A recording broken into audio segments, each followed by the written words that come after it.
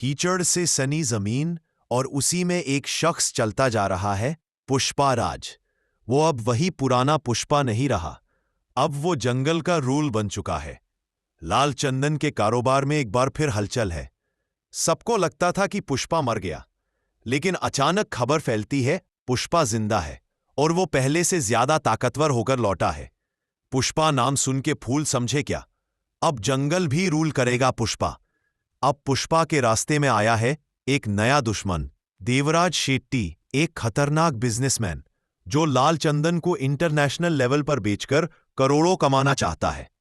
देवराज का नियम साफ है, या तो पैसा दे या जान। लेकिन पुष्पा का जवाब और भी साफ है, रूल हम बनाते हैं और तोड़ते भी हम ही हैं। पुष्पा की जिंदगी में एक ही कमजोरी है, श्रीवल्ली।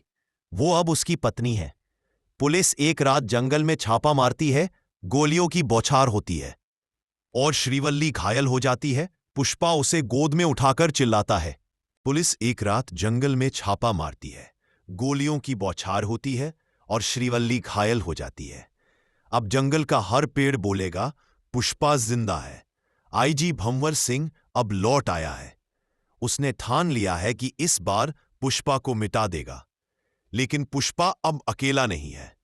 उसने मजदूरों, ट्रक ड्राइवरों और गांव वालों को जोड़कर एक सेना बना ली है। जंगल में गोलियां चलती हैं, ट्रक जलते हैं और पुष्पा ट्रक के ऊपर खड़ा होकर चिल्लाता है। जब सिस्टम पुष्पा के खिलाफ गया तो सिस्टम ही बदल गया। पुष्पा अब जंगल का राजा बन गया है। वो गरीबों की मदद करता है, अमीरों को लूटता है।